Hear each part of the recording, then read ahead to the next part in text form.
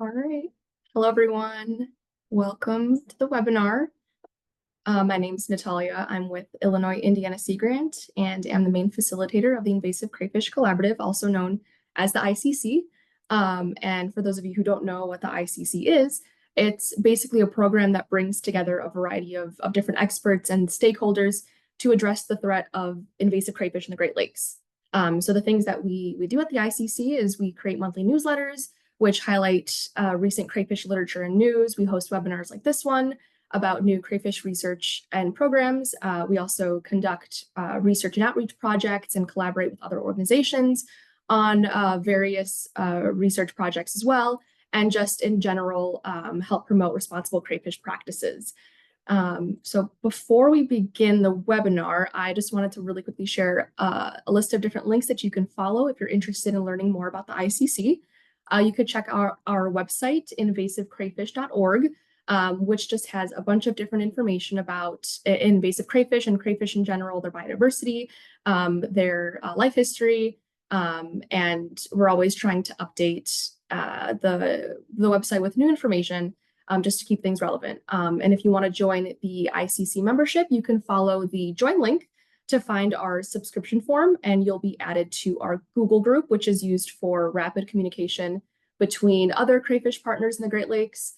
So if you are a crayfish researcher or work on Great Lakes related invasive crayfish research, I would recommend you to join the Google group so that you're in the know of all the new updates and events that are happening around. So if you're also interested in registering for our future webinars or viewing past recorded webinars, you can follow the last two links. And then finally, you can email me at shklaruk@illinois.edu if you have any questions or comments. And Carter, the co-host, also a part of Illinois Indiana Sea Grant, is adding these links to the chat so that you guys could easily check them out. So one of the goals of the ICC is to ensure that information on invasive crayfish work in the Great Lakes region is being promoted and is more accessible to the public and to other crayfish stakeholders. And so we hope that this in turn will make people more informed and will enable them to make better decisions about invasive crayfish management. So in today's webinar, we have Paige Filice from Michigan State University Extension here to discuss the role of pet and pond retailers in preventing aquatic invasive species. Paige will talk about the Reduce Invasive Pet and Plant Escapes program, also known as RIPPLE, and she'll also highlight some key techniques and best engagement practices for educators and outreach specialists who interact with these types of retailers. She'll also introduce a new crayfish outreach pamphlet that was recently created and can be used by anyone who provides invasive crayfish education in the Great Lakes Basin. And I'm very, very, very excited for you all to see this new crayfish pamphlet. It is a fantastic resource for retailers and for resource managers and even enforcement agencies who communicate and engage with these retailers. So I'm very excited for that. And some background on Paige. She is a natural resources educator at Michigan State University Extension, where she promotes the wise use and protection of Michigan's freshwater ecosystems. Her main responsibilities include coordinating the statewide aquatic invasive species outreach program RIPPLE, where she engages with pet and garden retailers and consumers. And she also co-manages the Michigan Clean Boats, Clean Waters Invasive Species Program. Paige has a master's in fisheries and wildlife from Michigan State University and a bachelor's in conservation leadership from Lake Superior State University. Thank you so much, Paige, for being here. We're really excited to hear more about the work. So to everyone that's joining us today, we encourage you to type in any questions that you have in the Q&A box or in the chat at any point during the presentation. And then once Paige is through with presenting, we will go through all of the questions together afterwards. And also, as a reminder, the webinar is being recorded and it'll be posted on the ICC website and then also on YouTube with captions. So just be mindful about that. Okay, all right, that was the whole spiel I had. So Paige, you can go ahead and begin sharing your screen. Thank you.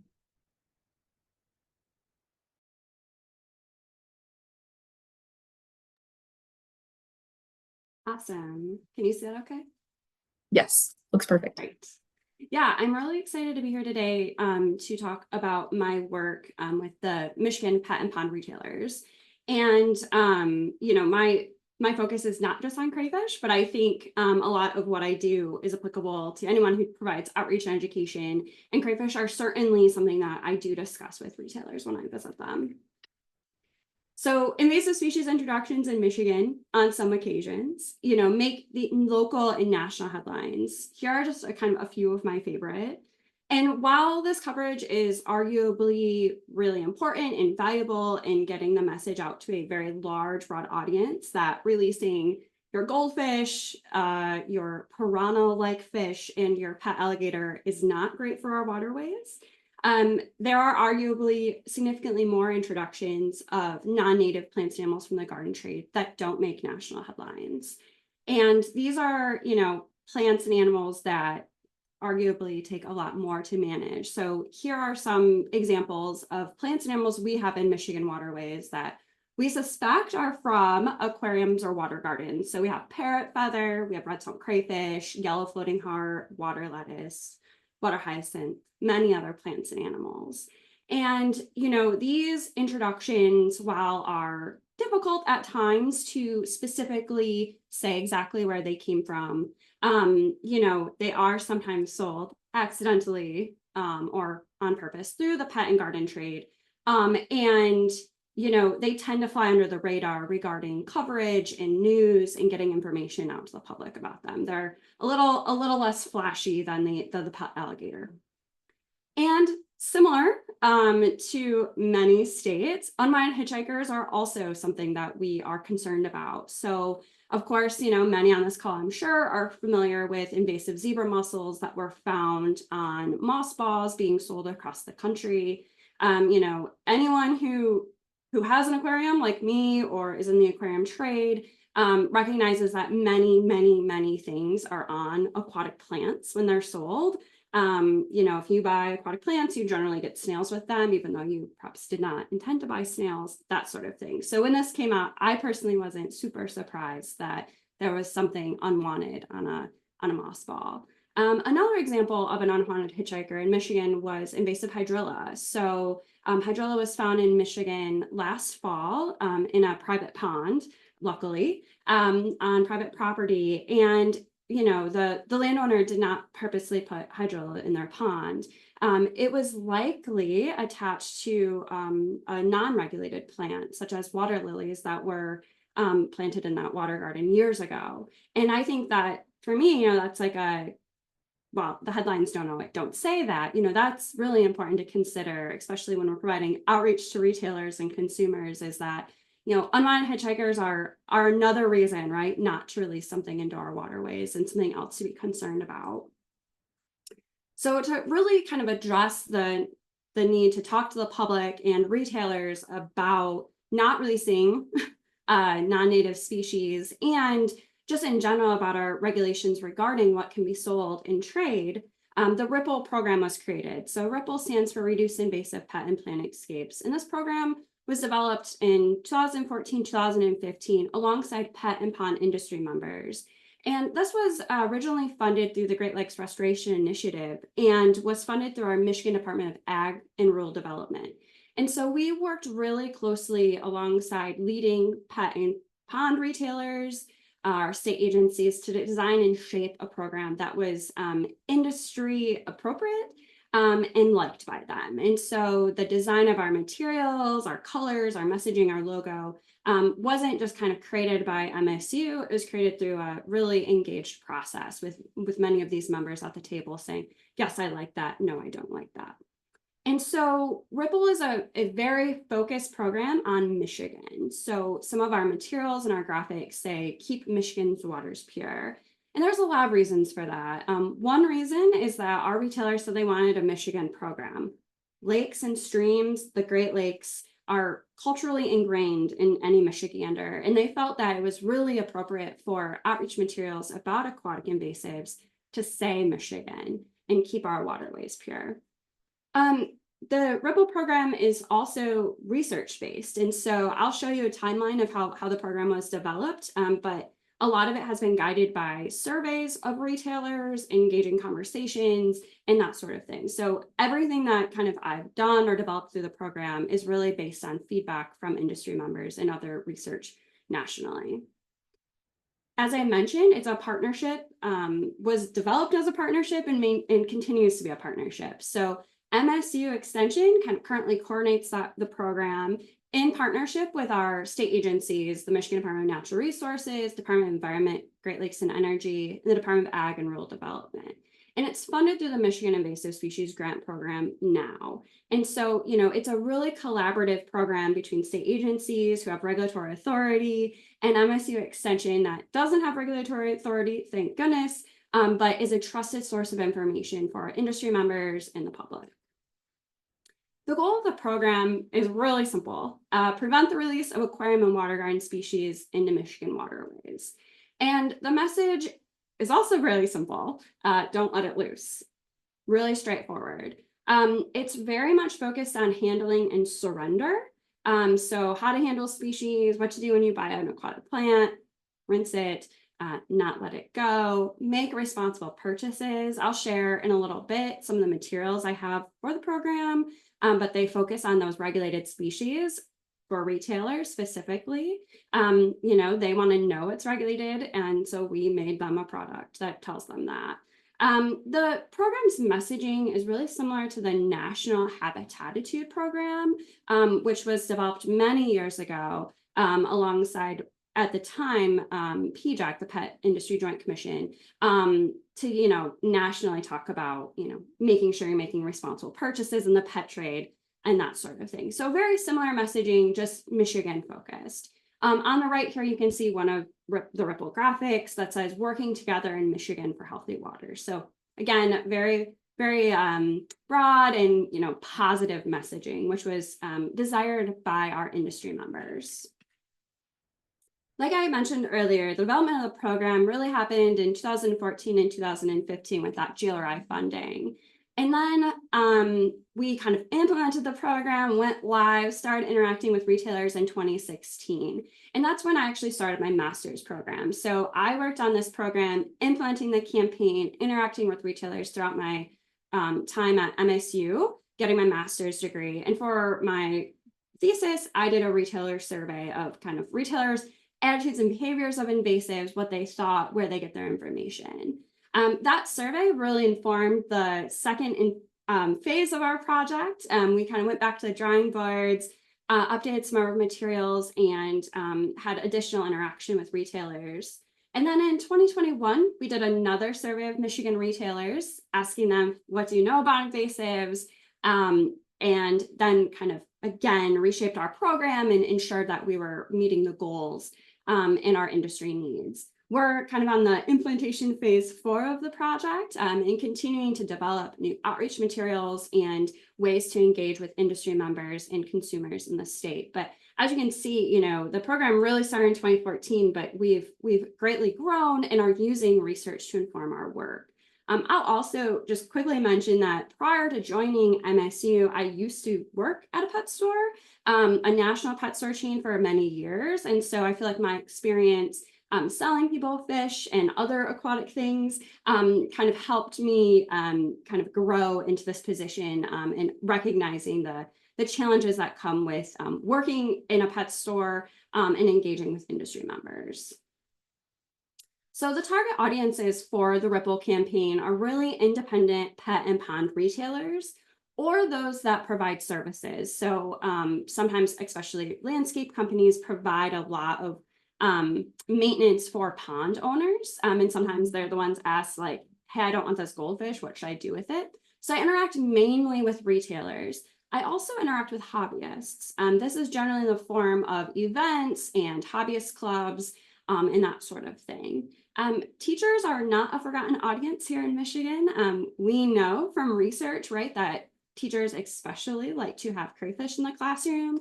They also like to do biology in a bottle, if you're familiar with that, where they mix perhaps fish and other plants from pet stores with water from a local creek and see what grows in it, which of course, as invasive species biologists, we recognize could be a potential risk. And then I also interact with environmental organizations. And so, while my focus is on retailers and hobbyists, teachers are an audience that I do interact with on occasion. And environmental organizations tend to provide a lot of assistance to people, especially people who say they have something they don't want. And so I don't forget them either. So the message of Ripple and Don't Let It Loose is shared through a variety of avenues. The first one is I have display materials in retail stores that recommend consumers, don't let it loose. I'll share in a few slides more about that retailer engagement, but that's kind of the number one way that the Ripple message is shared. I also present and exhibit at trade shows and events. So this picture on the left is a photo of a booth that I had at the Michigan Nursery and Landscapers Association conference a few months ago. So, this is landscapers and people who grow plants, like aquatic plants for ponds.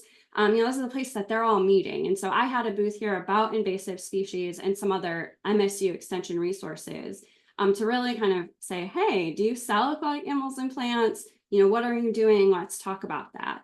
I also have a lot of event booths at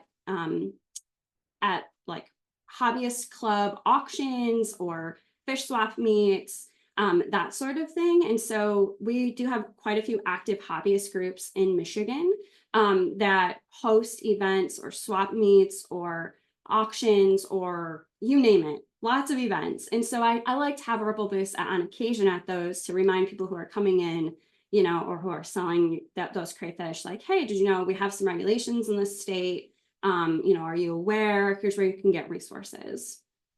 Like I mentioned earlier, I partner often with conservation organizations or parks departments, nature associations, zoos, aquariums, anyone who's providing advice or might have an aquarium on display, really kind of getting that message out there of, don't let it loose. A lot of people can relate to that. Everyone knows what a fish aquarium is, but not everyone knows, shockingly, not to let, what's in an aquarium go in the wild. So I like to share the message very broadly with other groups that can share it out. I also publish many articles and trade publications. So on the right is an article that I wrote for the Michigan Nursery and Landscape Association in their trade magazine. And so this was about invasive hydrilla. As I mentioned, this was found in a private pond. And so, perhaps relatable to landscapers that are doing pond maintenance that, might also see it. So letting them know, like, hey, hydrilla was found. Have you ever thought about investigating when you find aquatic plants in ponds? And so, I have found, at least in Michigan, our industry associations are very supportive of the Ripple campaign and are always looking for educational content. So yeah, this is just one example. I also recently published an article in the Michigan Science Teacher Association magazine about crayfish in the classroom. And so I kind of seek out multiple ways to get information out. And so I'm just going to talk really briefly about my retailer engagement specifically. And so with Ripple, I do in-person visits with store owners. So these are kind of one-on-one conversations with independently owned stores across the state. And I found these to be extremely impactful and probably the most impact I feel like I have with the program. At the time when I visit a store, I provide them with a box, as you can see kind of in the photo, of 3 materials that they can use to train their staff, talk to their customers, become familiar with our regulations, and that sort of thing. And so, these free materials are very popular. I've only been turned down once from a retailer who said, look, I don't want anything like this in my store. But free, you can post it. Here's a poster, here's fish bags. I'll share in a minute about some of the materials I provide, but they're very popular. And I provide, this kind of one-on-one consultation. Also at that time, when I'm at a retail store, I can address their questions and concerns. Oftentimes retailers will say, I've never had anyone visit me, or I saw a conservation officer 5 years ago, but they've never came back. Do you know why? I don't know why. But I'm here to provide you some educational resources that are updated. So I often, have a lot of really interesting conversations with retailers during these visits about invasives. So I ask questions like, do you get hitchhikers? What do you do with them? Where do you go for information on invasives? And we kind of have a very kind of casual conversation where I can provide information about, like, did you know we found water lettuce and water hyacinth a few miles down the road? While yes, legal to sell in Michigan, that's a problem. That's a watch list species in our state. And so I've found that these one-on-one conversations are really helpful for retailers to become familiar with some of our invasive species management programs in our state, and to really kind of provide a face to invasive species. And like I said, it's been very positive so far. And I've been providing these one-on-one visits with store owners since 2016. So some of the materials that I share when I visit a retailer or that can be requested by partners are regulatory brochures. So we have brochures on crayfish, plants, and fish that are really prominent, more prominent to the aquarium and water garden trade. And these brochures were really developed because our retailers said, look, we have a list on, a website of what we can and cannot sell, but without photos or really identification information, it's difficult to know when I get a shipment in or when I'm making an order, what's on that list. And so while we have a really great website now for Michigan invasive species, at the time it wasn't super easy. And so these regulatory brochures are something that they can have right when they're making a purchase from a wholesaler or when they get asked questions from consumers. And so that's been very important. We also provide a newer product is these educational bags. On the left, you can see a picture which says, "Don't let it loose, be a responsible pet owner." And that was a partnership between myself and the Don't Let It Loose program, which is more prominent out west, to make educational bags that I could hand to retailers. These are by far the most popular product that I have made, in part because they're expensive for retailers to buy. And so I'm providing them for free. And because of that, of course, why wouldn't they want it? Also, the Don't Let It Loose, really easy to say campaign name is very much appreciated by retailers. Other things that I provide are towels, rack cards, aquarium clings, like you can see in the top left, which are also very popular for retailers because they can, oftentimes consumers will say, oh, what is this? Like, what does ripple mean? And they can kind of have a conversation at that time with a customer to say, oh, it's, reminding you not to release something that you're purchasing from my store. I also provide algae scrapers, which are just more of a tool for retailers, but are popular. Sponges, notepads, stickers, posters, you name it, I've probably had it and shared it with the retailer. In the bottom left is a picture of some Ripple brochures and the rack card that were at a retailer that I actually had not visited. This was my first visit to them. And I said, oh, you have Ripple stuff out. And he, received it from another retailer who I had mailed stuff to, who said, yeah, like, I'm a brand new store, but I really like this program. I wanted to put it out, which is really exciting to see. So these are just some other examples of Ripple kind of out in the real world. The picture in the middle is a Ripple poster in a fish aquarium near Detroit, aquarium shop. And on the right is one of those Ripple clings on a fish tank. And so oftentimes, I go to stores and my material, maybe I haven't visited them in a few years, but my materials are still out and folks are still having conversations. Another aspect of the program is the Freshwater Protector Recognition Program. And this is really born out of the survey in 2017 that showed retailers were interested in having recognition for providing, environmentally like good messaging to customers, as in don't let their stuff go. And so this program really kind of gives retailers 2 stickers that they can put on their door or by their cash register or places that consumers are walking in and out of. That provides them recognition that they, are protecting Michigan's ecosystems from invasives.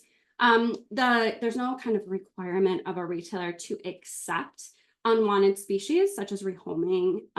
But the idea is that they are providing scientifically sound advice, such as not letting it go. Many, many, many retailers in Michigan do accept returns. And so over 75 retailers and 150 environmental organizations and schools have received outreach kits. And it's definitely more than that. As you can see, many across the state have. The fish icons are actually just pet stores in general. But there's many, many, many more. Like I mentioned earlier, there's a really high level of retailer support and engagement in the program. If I walk into a store, it's helpful because I'm with MSU Extension. I wear my MSU t-shirt and say, hi, I'm here to provide, some resources for you. Do you have a minute to chat? And retailers are always keen on talking to me and engaging in the program. Over 600,000 people have interacted with the campaign from my estimates. I'm sure it's a little bit more than that. But I was asked today to provide some kind of information and education about how I engage with retailers and recommendations I have for engaging with them. So I just wanted to share some kind of tips that I have taken away from doing this for many years that I think if you on the call are interested in providing outreach to retailers or designing a program like this, maybe would find helpful. So the first and foremost is to provide high quality and durable materials. So we provide vinyl posters that are waterproof, that have grommets that can hang in a retail store, promoting Ripple and don't let it loose. And that's really important. These stores are very wet. Like if you've ever worked in a pet store, like you are just constantly soaked. So, and it has to be very durable, right? Because they're going to hang in these stores for years and years and years. And so that was really important for us, was to make sure our materials were really durable and high quality. Also, materials that are financially beneficial. So posters are great for, having it up on the wall for many years. Bags have also been very popular. These cost retailers money to purchase. They want their employees to tell people not to let things go that are being purchased. And so what better way than on a fish bag when they're handing it to a customer? These, like I said, have been popular, and we're going to be producing more of them in Michigan for sure. Also really important that those are durable. No one wants a fish bag that leaks. I've experienced that myself many times. And so ensuring that those bags are high quality is very important to retailers. I would also say make the most of your visit. So there is absolutely seasonality in store inventory. Research has shown that, retailers don't necessarily carry crayfish all 12 months, right? Shipping animals across the country when it's really cold or really warm can be difficult. Also, there's a seasonality for sales. So pet stores in particular, fish shops have told me that the summer, they're not as busy as wintertime. And so, that's an ideal time to be visiting them. Now, garden centers, perhaps it's the exact opposite. But sometimes working with garden centers, it's difficult to get them to talk about aquatic plants when they don't have them in stock. So I tend to like to go to garden centers really, really early in the spring because that's when they're starting to put stuff out and thinking about ordering. Time it right. So I do in-person try morning visits. So the reason that they're in person is because I found making phone calls, cold calling is not nearly as successful. I don't even cold call them to tell them I'm showing up. I generally just go when I know that they're going to be open on a weekday. I do it in the morning because they're less busy. I'm, not making a purchase, and I'm very cognizant of the fact that they, are there to make money, and I don't want to impede on that. And so I try to go when they're not busy. And like I said, I just find in-person visits to be the most impactful and the easiest way to kind of get the message across. It's very hard to tell someone no when you're there in person. I also think it's super important to provide consistent messaging and contact information. So a question I often get asked by retailers, back in 2016 when I first started this is like, well, who's doing this? Like, who do I call if I have a question? And now I have a handy dandy little sheet that's like, look, you would talk to the, DNR fisheries division if you have a question about this. If you have a question about plants, you can call this number. So really providing that contact information, especially with state agencies, is important. And I also ensure that I provide a consistent message both about Ripple and our invasive species regulations. So exactly knowing where to go. I think it's really important for us as invasive species biologists and managers to really tell our story. So this came up most recently at a hobbyist event where myself and Lucas Nathan from the Michigan DNR were presenting about Ripple and some of our work regarding crayfish management in the state and really just kind of organisms in trade in general. So this was a hobbyist club in the greater Detroit area, and Lucas shared information about the crayfish work. So what DNR is doing regarding invasive crayfish management, specifically about redstone crayfish. And, after our brief presentation, we had club members say, look, like, we don't want to carry crayfish anymore at our auctions. We have a hard time identifying them, and we didn't know that, like, you guys were spending so much time and resources on managing them, and we don't want to be a part of that. We don't want to support that. And so, while our presentation was certainly not given to ask them to no longer carry crayfish during their auctions or during their swap meets, that's a decision that they came to on their own by hearing our story about management. And I thought that was really telling, and something that we often don't really think about. Yes, management happens, but we don't always tell stories about it. And share the time and money it takes to manage some of these invasives. And so I think that was like really profound for me and reminded me, like, when I go to retailers, to talk to them about examples of OIT in the wild and what happens. I also use social media very often to identify champions, those local aquarium or water garden groups, and to really learn about trends in the industry. We have, many hobbyist groups, especially on Facebook. I use Reddit as well, that kind of ask these like crazy questions about things in their tanks or where they're making purchases. And so I often use social media to learn about, what could I be doing messaging wise better? Who are new retailers that are coming to the scene? How can I engage with online sellers? That sort of thing. So I do a little bit of spying, I would say, in a lot of aquarium and water garden groups. I also try to connect locally. Like I said, I go to a lot of swap meets and hobbyist clubs and auctions. I found, interacting with hobbyists is a great way to learn about movers and shakers that are retailers. And so I've found that to be really engaging and an eye-opening experience. And I go beyond retailers. So again, many organizations like nature centers, zoos, and aquariums provide information to the public about organisms in trade. Perhaps it's not invasive species specific, but it could be, right? That animal husbandry, don't let what you have go from an aquarium or your pet go. And so I really try to engage a broader audience, and I think that's important for anyone who does OIT outreach. All right, so now I'm going to kind of switch gears here really quick and talk a little bit about some of the surveys I've conducted in Michigan, focused on retailers and their kind of experience regarding invasive plants and animals. And so I've conducted 2 surveys in Michigan of pet and pond retailers, once in 2017 for my master's project, and then again in 2022. And this survey was mailed to independently owned stores. So I did not contact, for example, PetSmart or Petco. These were small, either independently owned stores or local chains. We have a few local chains in the state, garden center wise and pet wise. And so any national store I did not contact. And the survey was distributed through 4 mailings over a 2-month period. And retailers were given an incentive. They all received a $5 gift card to participate. In 2017, I had a 44% response rate. And then in 2022, a 30% response rate. I think in 2017, I had a little bit more guilt. I'm a graduate student, help me please graduate.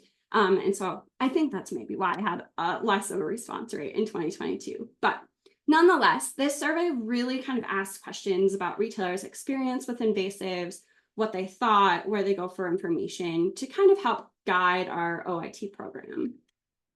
And so one question that I ended up including this kind of at the last minute of my presentation because I thought it was really kind of funny was how confident are retailers that customers that are buying aquarium water garden species from their business won't release them into the environment, right? They have very extremely, seems okay. They don't think people are going to be releasing what they're selling to the public, out into the environment.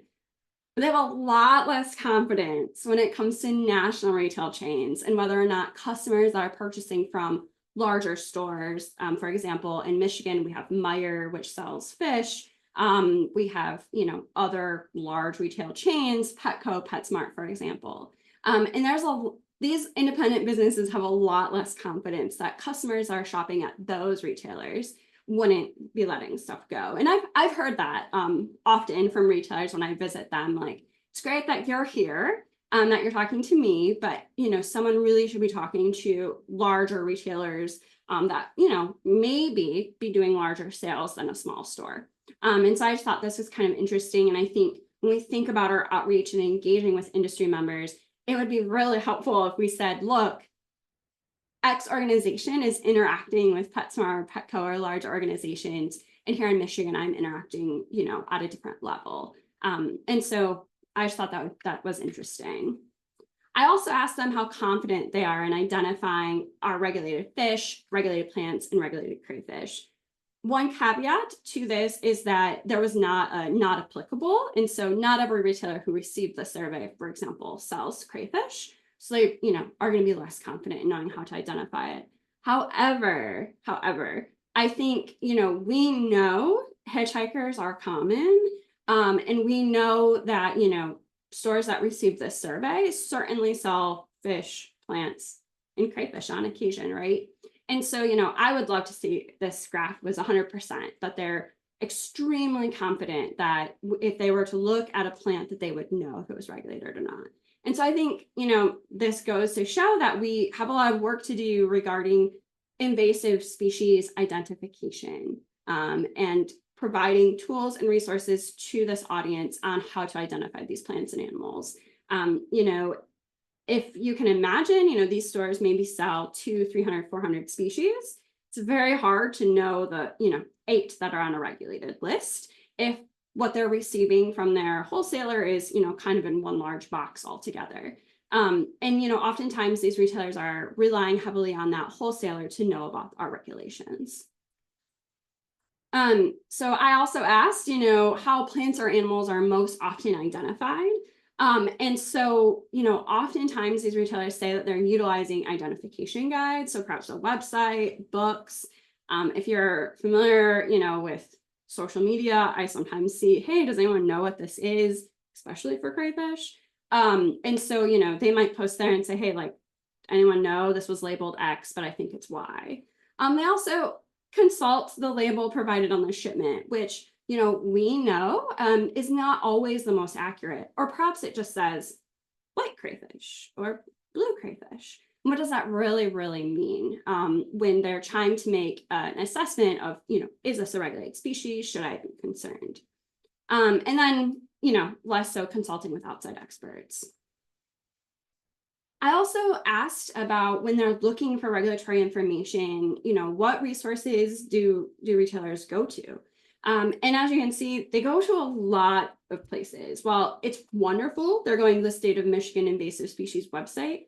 They're also utilizing a lot of other resources, from inspectors to extension, to their industry associations. And I think this really goes to show that when we're thinking about providing outreach on organisms in trade, on regulations, that we need to make sure as communications people that we're hitting all of these networks and all of these organizations that might touch retailers. I have done very little work with distributors and wholesalers. However, I think that's a really great way to provide information to retailers. And it would be really awesome to partner perhaps on a Great Lakes level to talk to wholesalers about, some of our regulations in the state, at least know where to go. All right, so when I asked about products that they would find useful for AIS identification, by and large, they asked for printed identification guides about regulated species distributed directly to their store. And electronic guides, of course, was also popular. I think that this is really also important to recognize. I often hear from retailers that they appreciate that I showed up. I handed them something that they can consult at that time. Sometimes I think we think, oh, we post on our website, someone can Google that, they'll find it. Well, we know that's hard to find things on the internet. And so I think it's important that we kind of go out of our way to say, look, we think this is really important in our state. here it is. Here's something that you can consult today and tomorrow. Here's when those regulations started. Here's our contact information if you have questions. Webinars were a lot less popular, and in-person trainings, of course, because in-person trainings means they're not going to be able to, be open for their business perhaps, or it's going to take more of their time. I also asked about their preferred way to be notified about new regulations, and very popularly, email and direct mail. And so, as I mentioned earlier, I tend just to visit stores, but I think it would be great to also mail them materials perhaps once a year to say, hey, our regulations haven't changed in our state. Do you want any, a refill on these products? And so in Michigan, we also have a relatively new-ish registration program that retailers are required, if they sell non-native aquatic species, to register with our Department of Natural Resources. One great thing about that is now we have some of their emails and their addresses, and we know where they're located beyond just my personal list. And so we're able to provide them some email notifications about regulations as well through that. But I know in many states, they don't necessarily know where all those retailers are. And emails are especially difficult to get a hold of from retailers. They're not often posted, for example, on their website. All right, as I mentioned earlier, many stores accept returned or surrendered organisms. So buying in large pet stores more than garden centers. And I'm not super surprised by this. Oftentimes retailers, when they talk to me about the refill program or, don't let it loose, be a responsible pet owner, they're thinking about it from the animal husbandry side, that, what they're selling, they don't want to see dumped in a creek because they don't think it will live. And, that's more on the fish side of things. But, they're thinking about it from that perspective, not always from the invasive species perspective. But I think that's valuable for us to consider and think about for our outreach. And also that we can say many pet stores do accept these, give them a call. All right, and so of course I asked how supportive they would be of prevention programs like Ripple. And by and large, they said, yes, we're supportive. We like this message. We think it's valuable, keep doing what you're doing. And I also asked, what kind of could motivate them to participate in programs like this. And this was a question I asked on both the 2017 and 2022 survey. And the graph looked very similar both years. So convenient, free, attractive materials. So if you notice, Ripple materials were developed, they're very flashy, they're very bright and kind of fun. And that's something I complimented about often from retailers, right? These are things that are going to be displayed in their store. They want it to look nice. And they also said, the belief that invasive species education is really needed for their customers. And so that was really telling. All right, so I kind of breezed through that a little bit. Those are kind of some of my kind of nuggets from those surveys. There certainly had many other questions in those surveys, but those are kind of some of my favorite things to share. And now I'm just going to jump to some of my observations of interacting with retailers in this program and some kind of other key takeaways I've had. One, as I mentioned, in Michigan anyway, I have high support for sharing the Ripple Don't Let It Loose message. Again, it's easy for me to say because I am, from MSU Extension. I'm not a regulatory authority. When I visit stores, I don't inspect what they're selling. Of course, I always look.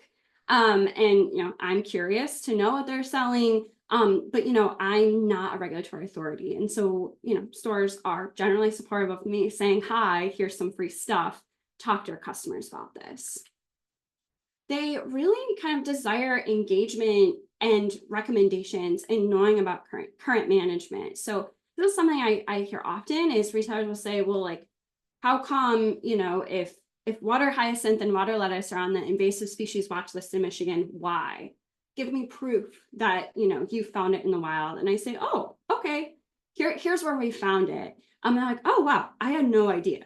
And so really, again, like sharing that story, sharing where these species can be found, why we think they're a problem has been really valuable for my conversations. University affiliation is beneficial. I don't wear a badge, which is great. Many accept returns or surrenders, as you saw from my graph there. And like I said, many are supportive of providing that resource, or if they don't accept something, they might say, hey, I know who you can call. Here is a network of other people. I've gone to many stores where their phone call that they're having with a customer is literally like, do you accept this? Which I found was really interesting. And when I worked at a national pet store chain, we very frequently had things dropped off. That is certainly not unheard of from animals, and lots of animals. Many purchase from multiple sources. And so this is something that I always find really interesting, is that at least independent sellers, when I ask and they share freely about where they're purchasing from, it's not just national wholesalers, but also many local people. It might be someone locally who breeds crayfish in their basement. It might be someone locally who has plants that they sell regionally in their in their circles. And so I find that to be really interesting. And I think when we think about sharing regulatory information and sharing our message out there, that's why it's also beneficial to talk to these hobbyist groups. So oftentimes people who are selling to stores, on a broader scope, are usually active in hobbyist groups. And that's one way I've been able to connect with those smaller growers. They have a real strong need for identification resources. Always very interested in the Ripple brochures, but that's only one product with very small pictures of our regulated species. So I like to share many resources when I visit them, but I think this is really important. They really have a desire for identification resources. Scientific names, as many of you on the call know, are very rarely available. Sometimes they'll share with me, their order guide for the week, and it's just like white plant, blue plant. Very rarely are there scientific names, which make ordering sometimes also challenging. There's also mixed regulatory messaging. And so I think that other people who have done research in this world know that. Sometimes I go to a store and they'll say, well, I don't sell crayfish because you can't sell them in Michigan. That's not true. We, don't have a complete ban on them. We have regulated species, but not all of them. And, that's a message that they maybe got from their wholesaler. And so it's really eye-opening to have conversations with retailers about regulations and to know where they heard it from and what they heard. Really interesting, and again, beneficial to have that in-person conversation to say, actually, here are the facts. You can share this with others.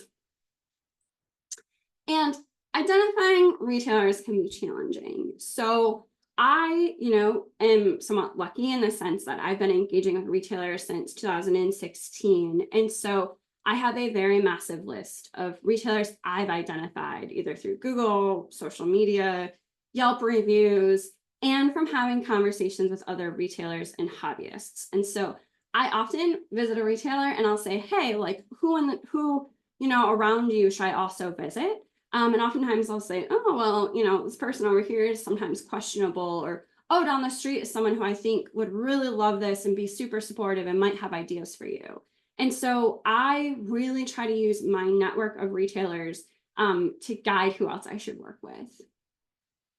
All right, so now I want to talk really quickly about some education materials I'm excited to share with you that I think people on the call will be excited to know about. The first thing I want to mention is those regulatory brochures that we developed for Ripple a while ago. And so these are on fish, crayfish, and plants that are regulated in Michigan, and some identifying characteristics of them. And so these brochures are really popular, at least in Michigan, for our retail audience and many other groups that provide outreach on this topic. And I'll share in a few minutes a link where you can order some Ripple materials. But these are by far one of the most popular products that we've created.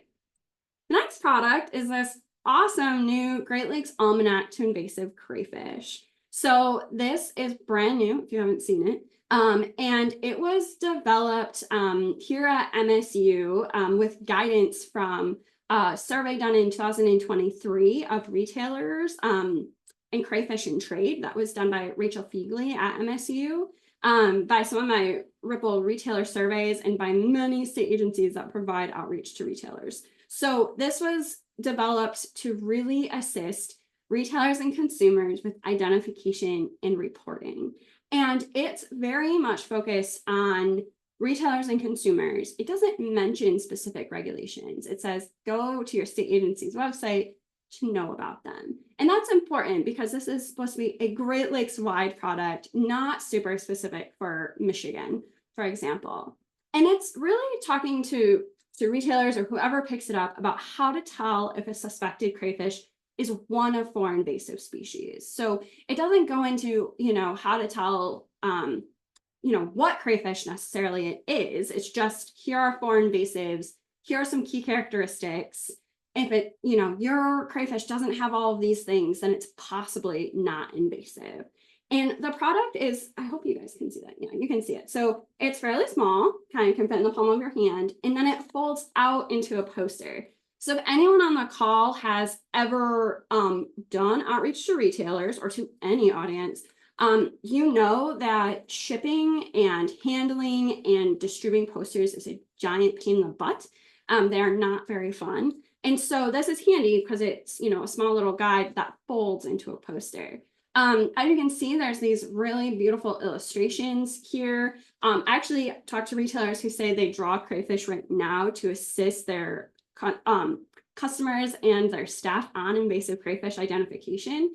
And it is, it's also, highlights things that we think are going to be easiest for retailers to identify. So the crayfish of concern that this product really highlights is rusty crayfish, red swamp crayfish, marbled crayfish, and Australian crayfish. And it really focuses on telling people, hey, if you found a suspected invasive crayfish, here are some things that you can do.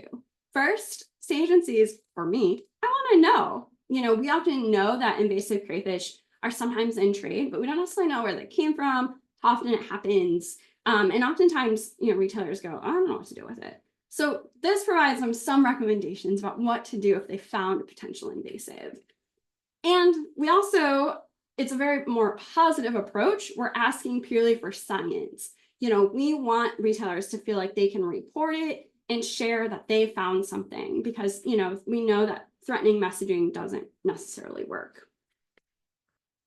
Like I mentioned earlier, we share, many kind of tips about crayfish in this document. So, we say regulations concerning, sale of crayfish exist at the state and national level. It can be kind of confusing. We know things can unintentionally be in trade, and we really recommend that retailers use physical features instead of color or the label to decide if it's invasive crayfish. And of course, sharing that don't release crayfish into the wild. And so it, like I said, it kind of folds out and shares many of these features. So kind of the price jewel of the poster is the back side of it with these beautiful illustrations and identification kind of call out boxes. And so this is an example of the red swamp crayfish and the sort of information that we provide in it. So we provide, some of the other common names that red swamp crayfish might be called. We purposely included a photo of a red swamp crayfish that would be perhaps found in trade. Oftentimes you see crayfish guides that maybe provide what a crayfish looks like in the wild, but we know that's not what it looks like in trade. So we purposely included that. And then we have these call out boxes of illustrations showing where retailers should look to learn more about identification. All right, so hopefully you're excited about this product like I am and are interested in getting your hands on it. Well, they will soon be available through the ICC website. So right now we're kind of finalizing some documents, but we are producing an electronic and kind of ADA compliant version of this document. It's available on the Ripple website if you want to take a peek right now. That will be on the ICC website. And we also, because it's a printed poster, the printable version looks a little funny because stuff is kind of upside down, but that will also be available on the ICC website. For example, if you wanted to print some of your own.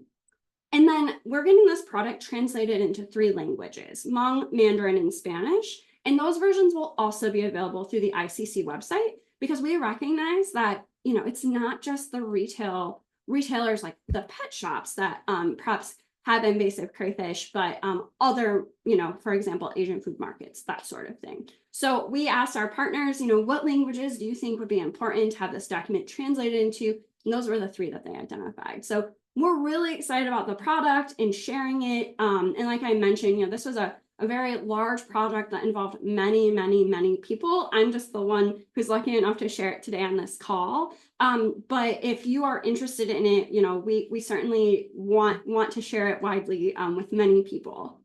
So if you're interested in getting some, you can order them. If you're interested in having less than 250, you can order them from the Ripple website, and I will ship them from my office here in Mason, Michigan. If you're interested in having more than 250, you can order them directly through that bit.ly link shared at the bottom of your screen.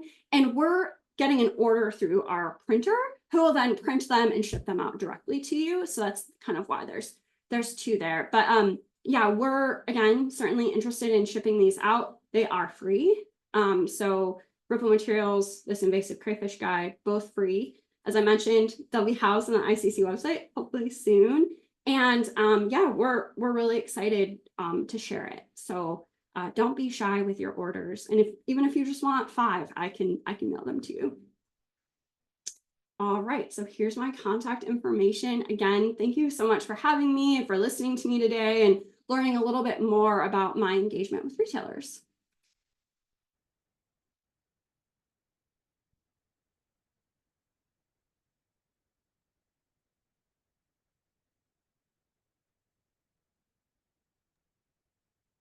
So sorry. Hello. My Zoom is stuck a little bit, but thank you, Paige, for that incredible presentation. Perfect. Yeah, thank you so much. Also, that poster looks amazing. I'm very excited to disseminate it to the retailers that on the Illinois side, at least. We got the packages and they look amazing. So I'm very excited for that. But yeah, if anyone has any questions regarding Paige's presentation, the poster at all, feel free to put that in the chat. We got one right now. This question asks, what would you say is the biggest conversation hurdle you run into when doing outreach with retailers once you're in person in the store? Yeah, so I think, yeah, I shared this a little briefly. So sometimes I hear from retailers, like, provide me proof, like, tell me why I can't sell snakehead. Tell me why I can't sell hydrilla. And so sometimes those conversations can be a little difficult. One, I'm not the one who did the assessment on said plant or fish. But they kind of want to know, like, how these regulations are created, who gets to make that decision, what goes into that. And so that can sometimes be a hurdle, is saying, look, we have these regulations, and here's why. Can sometimes be a little bit of a struggle. I also get to say, well, I'm from MSU, I don't make those regulations, which is helpful. But yeah, that's generally the biggest conversation hurdle, is like, when they're like, I want to know, like, give me proof this is a problem, give me proof that this regulation wasn't made just to, I don't know, harm our industry or something. Yeah, there's a couple of risk assessments out there that show the impact of these invaders too. I feel like it might be beneficial to possibly print out a couple of, statistics and just give them the numbers if that's what they really want. So maybe that could be something that people can do when they're going out to these retailers. We have another question in the chat. Can these resources be ordered to Ontario? Yes. And so I would maybe encourage you to order that through the Google form and have our print shop be the one to mail those out. But yes, they can be shipped to Canada. Perfect. That was the next question, is just anywhere else in, Canada. So it sounds like that is available to everyone. Another question in the chat. Have you noticed a trend on how retailers view regulatory agencies? How would you recommend a regulatory agency to share outreach with retailers? Yeah, so I don't know if I've noticed any trends. I would say In Michigan, so we started Ripple engagement with retailers in 2016. In 2019, our kind of aquatic sellers program came on board, and that required retailers to register with the Department of Natural Resources if they sold non-native aquatic species. They both have to register to say that they sell them and report them at the end of the year, like roughly how much they sell. And so that was really kind of an interesting time to be providing outreach to retailers, because they perhaps have arguably seen more of me than they have the Department of Natural Resources. And so I spent a lot of time kind of coaxing them through what that means, what it doesn't mean, and providing kind of requirements about that. And so, my recommendation for a regulatory agency is to have conversations with retailers.